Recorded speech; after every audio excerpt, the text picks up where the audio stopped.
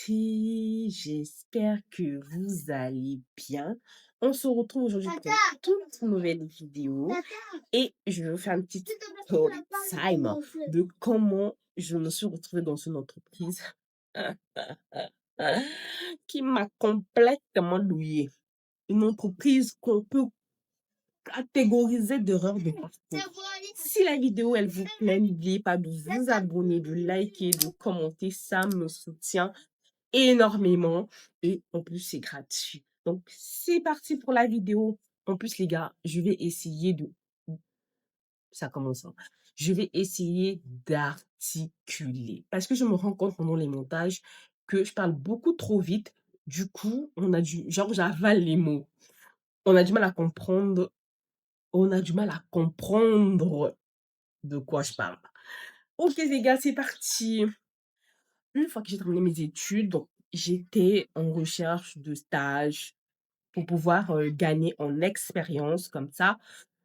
Voilà, vous connaissez le parcours, vous connaissez, tout le monde connaît le timbre. Donc les gars, en ce moment-là, j'étais déjà en stage dans une grande entreprise et franchement, c'est l'entreprise où je me suis sentie le mieux depuis que je travaille de toute même là où je suis là, je ne me sens pas comme c'est dans l'entreprise là, je me sentais bien. Il y avait de l'harmonie, il y avait de la joie, il y avait de l'ambiance, il y avait des trucs, tu vois. Du coup, mais sauf que vu que c'est une grande entreprise, vous connaissez le système entre, c'est difficile d'avoir un CDD, c'est difficile d'avoir, un CDI, une prestation. En fait, c'est difficile, vous connaissez de vous-même et que, c'est sou les entreprises là, souvent, ils vous prennent qu'en stage et après on coupe le stage, c'est fini pour toi, passe à autre chose. Et en plus de ça, le stage, c'était vraiment pas dans mon domaine, d'études. C'était très loin d'être dans mon domaine d'études et je suis quelqu'un qui a une vision et on va voir là où ma vision va m'emmener. Là où ma vision, mes ambitions m'ont emmenée. Mais en tout cas, je ne regrette rien du tout parce que c'est cette expérience qui a fait que je sois là où je suis. Donc du coup, zéro problemo, OK? Il faut vraiment faire des erreurs comme ça. Comme ça, la prochaine fois, je saurai, je verrai les red flags, je verrai en fait, les entreprises, c'est comme l'amour, les gars. Les entreprises, c'est comme les relations amoureuses, les relations amicales. Dès que tu vois, tu sais. Tu sais toi-même que là où je suis en train de mettre mon pied, donc du coup j'étais en stage comme ça, comme je disais, c'était pas dans mon domaine de prédilection, c'était vraiment pas voilà. J'ai commencé à rechercher, des stages ailleurs parce que je n'avais aucune expérience professionnelle. En fait, ma stratégie, elle était celle-là et je pense que c'est une stratégie qui marche. Faire une demande de stage et une fois que je serai en stage, les gens verront mieux mes compétences et ça sera beaucoup plus facile pour eux de me recruter, vraiment que de faire une demande d'emploi. Parce que souvent, quand tu fais une demande d'emploi, l'entreprise réfléchit, vu que c'est un employé en plus, il y a tout ce qui rend des frais, le machin, machin, machin. Donc l'entreprise aura à beaucoup réfléchir avant de pouvoir t'employer, sauf s'il n'y a pas un poste vacant actuellement. Par contre, quand tu fais une demande de stage, même s'il n'y a pas de poste d'employé vacant, s'ils ont besoin de main-d'œuvre là, tu peux facilement être appelé et une fois que tu es là-bas en stage, on va voir un peu tes compé bref, c'est ça ma stratégie. Donc j'ai commencé à chercher, le stage et tout et une fois, je suis à la maison tranquille, on m'appelle: «Ah non, non, non, madame untel, ta ta ta ta ta ta ta ta ta ta non, non, non». On me donne le nom de l'entreprise. Je connaissais l'entreprise parce que si j'ai postulé, ça veut dire que je connaissais l'entreprise. Je connaissais l'entreprise, pas que de nom. Pas que non, ils font du service informatique, nin nin nin nin. Je connaissais aussi l'entreprise dans le sens où j'ai eu des amis qui ont eu à, faire un stage là-bas. Mais à l'époque, genre c'était à l'époque, moi je dirais 5 ans en arrière. Donc je me suis dit: «Bon, pourquoi pas?» tu vois? Et quand ils m'ont appelée, j'étais: «Ah oui, non, non, il fait des stages là-bas, je suis trop contente et tout». Trin, trin, trin. Je prends la permission au bureau, je m'en vais à l'entretien. Déjà ça, premier red flag. L'entretien, il était à 9 heures. Écoutez bien, 9 heures. Fille consciencieuse, intelligente, responsable que je suis, 8h30, j'étais déjà sur les lieux. J'arrive sur les lieux, je vois, il y avait 6 garçons qui étaient déjà là, tu vois? Donc qui venaient aussi postuler et plutôt qui venaient aussi pour l'entretien comme moi. Et un monsieur qui me reçoit: «Ah, vous êtes là pour l'entretien, nan, nan, nan, c'est moi qui vous ai appelé, tout, tout, tout, tout, tout, tout, tout, tout. Asseyez-vous». On s'assoit. Vu que nous tous, on est là pour le même poste, qu'est-ce qu'on fait? On se met à parler le parcours. Tu as fait quoi? Tu fais chi, tu chinguichi, chinguichin, chachacha, chachacha, on parle. On parle, 9h n'arrive pas, 9h arrivé. Où est le directeur qui va nous passer l'entretien? On ne le voit pas. Déjà, ça, c'était le premier red flag. Parce que je vais vous dire la vérité. Dans une entreprise où les gens respectent, en fait, dans une entreprise responsable et respectueuse, s'il y a entretien, que ce soit d'embauche, réunion, peu importe, la personne ne se permettra pas d'arriver en retard. Quand bien même la personne va arriver en retard, elle va déjà, on va nous avertir en amont que bah, il y aura 5 minutes, 10 minutes de retard. Parce que bon, avec les embouteillages dans ce pays, on peut comprendre. Nous, 9h, on attend 9h. 9h30, c'est là l'autre gars là, il vient que non, oh non, il sera en retard. Mais il est déjà en retard. Il est déjà en retard. Il le sera quand? Et il y avait un deuxième red flag. Quand on est arrivé, les bureaux, là, ils étaient fermés. Donc, il n'y avait que le bureau du monsieur là qui était ouvert, genre le monsieur que nous avait reçu. Nous, quand on est arrivé, vu que c'est une entreprise de service, on s'est dit quoi? Parce que nous, on a même parlé, ah, mais il n'y a personne, non, non, non, non. Il n'y a pas de secrétaire, il n'y a rien et tout. Donc, on s'est rendu compte que c'était le monsieur que nous avait reçu là, qui était l'assistant de direction. Après, c'est là maintenant que, bah, on s'est dit, ah, vu que c'est une entreprise de service, c'est sûr que non, les gens sont partis en intervention chez les clients. Donc, en fait, c'était bizarre, mais bon, on essaie de, on essaie de bloquer nos yeux. Parce que même Dieu nous montrait les signes, mais on essaie de bloquer nos yeux. Écoute, du coup, 9h30, le gars, il a répondu que non, il sera en retard.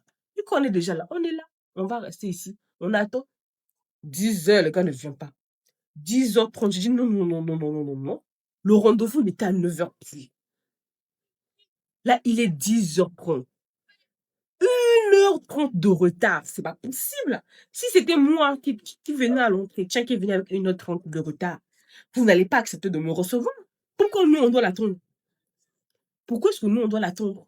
Du coup, moi, je suis allée voir le monsieur, j'ai dit, attends, mais le rendez-vous, c'est à 9h pile. Là, il est 10h30. Il est 10h30, on a des rendez-vous, on va partir. Il dit, oh non, il a appelé, il a dit que nanana, blablabla. Patience. Le gars s'est pointé à 11h. 11h, je vous dis, 11h. Alors que le rendez-vous était à 9h. Ok, c'est pas grave. Du coup, on va dans, comment on appelle ça, dans la salle de réunion. Il nous a fait l'entretien collectif. Donc, on a fait tout tous au même moment. Le gars, il a commencé à parler, parler, parler, parler. Et là, hey, il nous dit le troisième red flag. Que l'entreprise s'était fermée, que les impôts étaient venus fermer l'entreprise. Vous savez, non, non, non, non, non, elle a commencé à raconter sa vie. Si l'administration congolaise est venue fermer ton entreprise, ça veut dire que tu ne payes pas tes impôts. Gars, déjà là, je me suis dit, dans quoi je me suis mise? Dans quoi je me suis mise? Je me suis dit, bon, écoutons. Donc, du coup, il veut refaire formuler l'équipe en ce moment. Il y a donc, genre, il y avait du coup 3 employés. Donc, le monsieur que nous avons reçu, donc l'assistant de direction, il y avait un technicien, il y avait le chauffeur. Donc, il voulait reconstituer son équipe. Donc, il passait des entretiens, tout, tout, tout, tout. Nous sommes, je sais pas, il nous a dit, hein, nous sommes la deuxième vague. Nanana, tout, tout, tout. Et là, il dit quelque chose que j'aurais pu tilter depuis longtemps. Que les gens ont toujours besoin d'un emploi. Lui, ça ne lui dit rien de changer des employés. Genre, ça ne lui dit rien, quoi. Les gens cherchent toujours l'emploi. Lui, il peut toujours former, reformer les employés. Voilà. Donc, ça dit que il peut te renvoyer aujourd'hui, prendre d'autres employés. Tout comme si tu démissionnes, ça le fait ni chaud ni froid, il peut changer d'emploi. En fait, des trucs comme ça. On sait tous que ça se passe comme ça, on le sait, mais souvent les entreprises veulent garder leur ancien employé, histoire de en fait, ça donne une stabilité à l'entreprise, ça donne, heu comment ça? Un source de confiance pour les clients, tu vois? Si le client a l'habitude de voir la même personne, il a confiance, tu vois ce que je veux dire? Mais lui, il me dit ça genre, ça aurait dû me tilter dans l'esprit, mais j'étais trop jeune, j'étais beaucoup trop jeune. Mais il y avait des red flags que moi j'avais vu, que j'ai dit: sa façon de parler, ah non, par exemple, si je drague, la femme, genre, parle de moi et tout, si je la drague, on est là, mais on rigole, mais ça ne doit pas concerner en gros, il vient me dire que: «Hé, maman, ça là déjà, j'aurais dû voir red flag».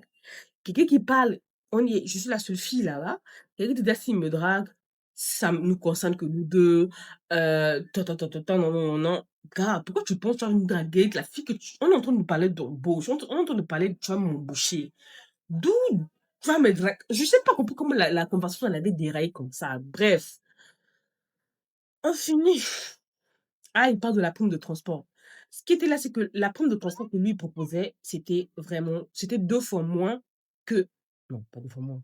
C'était genre la moitié de ce que je gagnais là où j'étais déjà en stage et en plus de ça, là où j'étais en stage, j'avais du crédit, j'avais internet, j'avais quelques avantages. Donc du coup, j'arrive à la maison, je me suis dit: «Est-ce que c'est une bonne idée?» Donc du coup, j'ai un peu appelé, j'ai parlé avec mes parents et tout. Mes parents m'ont dit: «Mais tu vois, c'est ce que tu as toujours voulu genre tu es allé à l'école pour ça, ce que tu veux faire, le travail. Tu vois, il y a possibilité que tu passes en CDD, genre que tu augmentes de salaire, ta ta ta ta ta, que ta carrière avance». Et mon ambition a voulu me tuer. Mon ambition a voulu me tuer. Hum, Chercher le travail au Congo, c'est pas facile, hein. C'est vraiment pas facile du tout. Donc du coup, je me dis: «Bon, qu'est-ce que je fais?» Et qui est le voisin, c'est quoi? Bref, du coup, je me dis: «Bon, maman, pourquoi pas?» Premier jour, donc je démissionne dans mon vu que je suis en stage, il y a pas de préavis, il y a rien. Juste tu démissionnes, tu pars et le lundi là, j'arrive et parce que moi j'ai commencé un peu plus tard, mes collègues, eux, ils avaient commencé avant, genre donc du coup, on commence à travailler, c'est comme ça on commence à travailler. Et là, le directeur déjà, quand je commence à travailler, dès le jour où on commence à travailler déjà, l'assistant de ça commence à se plaindre qu'on ne paye pas, ta ta ta ta ta. On te vient trouver un technicien là-bas. Lui aussi, on ne paye pas, il doit, tac tac tac tac tac tac, tic tic tic tic tic. Et même ils ont déjà commencé à tout leur personne, leur directeur. J'ai dit: «OK, dans quoi je me suis mise? Dans quoi je me suis mise, maman?» Moi-même, le salaire, c'était pas le problème. Quand j'ai commencé à voir un peu, ce que je suis censée faire, où je suis censée travailler, je sentais déjà que c'est un travail qui allait m'aliéner. C'était loin de ce que je rêvais, ce que je voulais, de ce qu'on m'a vendu lors de l'entretien. Mais je me suis dit: «Bon, pourquoi pas?» Je suis déjà là. J'ai fait une semaine, je n'en pouvais plus. J'ai appelé mon meilleur ami, j'ai dit: je vais démissionner». Il me dit: «Non, toi tu es toujours comme ça, tu es impulsive, non, non, non, tu restes là, tu vas démissionner pourquoi?» J'ai dit: j'en peux plus, je vais démissionner». Il me dit: «Reste là, ta ta ta ta». J'ai dit à maman: «Non, papa, je vais démissionner». On me dit: «Quoi?» Tout le monde me disait: «Reste là». J'ai dit: «Bon, je porte ma croix», je suis restée. Le premier mois, on attend la prime de transport. Où est la prime de transport? La prime de transport nous attend. On ne le reçoit pas. Moi encore, il y avait pas de problème. En fait, je venais de finir l'école, oh. Donc, c'était pas trop l'argent n'était pas trop quelque chose que je mettais devant. Parce que j'avais pas de facture à payer, mon transport. Bon, ça on me payait mon transport. Donc du coup, et j'avais mes économies, tu vois? D'où je travaillais, j'avais mes économies et tout. Donc c'est pas quelque chose qui me dérangeait tant que ça. Le travail ne suivait pas et le pire, c'est qu'encore on te paye pas ta prime de transport parce que peut-être que les clients n'ont pas payé. Mais sauf que l'assistant de direction nous dit que non, l'argent est rentré, il a pris l'argent, il a fait ci avec l'argent, il a fait l'assistant de direction ne démissionne pas, il démissionne. Et une autre assistante de direction vient. Elle a même pas fait des semaines, elle démissionne. Une autre vient et qui est finalement ah, ah, on te pose là. Et c'est pas tout. Le gars, ça veut dire qu'il ne paye pas, mais lundi, c'est Sarah, mardi, c'est Divine, mercredi, c'est Jacqueline, vendredi, c'est Jeanne, samedi, c'est Antoinette. Des femmes qui défilent, qui entrent, qui sortent, qui entrent, qui sortent, qui entrent, qui sortent. Ils vont rentrer avec ses amis et ces femmes-là, ils vont boire, ils vont rigoler. Ah, ah, ah, ah, oh, oh, ah, ah, ah. Des mois, vous n'avez pas reçu votre prime de transport. 2 mois. Moi, je me suis dit, mais dans quoi je me suis mise? Dans quoi je me suis mise? J'ai commencé à chercher mon travail. J'ai commencé à chercher mon travail ailleurs. J'ai fait 6 mois là-bas. 6 mois, toujours avec 2 mois de décalage en prime. Genre, c'est-à-dire qu'on vous paye 2 mois plus tard. La plupart des gens ont démissionné. On est resté là-bas. Il avait renvoyé un technicien pour, parce que le technicien, en fait, il avait dit qu'il ne pouvait pas venir parce qu'il n'avait pas d'argent, tu vois. Moi, qu'on était le payer en prime de transport pour qu'il puisse prendre le transport pour venir, mais ça va faire 2 mois, ça faisait 2 mois et demi qu'on ne s'est pas payé. Donc du coup, il dit qu'il pouvait pas venir parce qu'il n'avait pas d'argent. Hein. J'ai dû me démissionner, renvoyer pour ça, parce que le gars l'a trouvé impoli, tout ça, tout ça, tout ça. Donc, on est resté 4, je pense. Les 2 monsieur qui on est venu trouver, donc les seuls qui avaient des contrats de travail, il y a un qui démissionne et il y a l'autre que lui, il renvoie, il lui trouve une excuse bidon. Franchement, c'était dur, c'était difficile. J'ai tenu 6 mois et après je suis partie. Donc, du coup, les gars, là, j'ai plus de mémoire du tout. Donc, la vidéo va s'arrêter ici. Merci à vous de m'avoir suivi. Encore, n'oubliez pas de vous abonner. Ça fait plaisir de liker, de commenter. Mais on se retrouve pour une toute nouvelle vidéo tout prochainement. J'espère vous faire un petit vlog. J'ai vu que vous avez adoré le vlog de la dernière fois. Donc, je ferai un vlog un peu plus intéressant. Donc, sur ce, on se dit ciao, les gars. Bisous.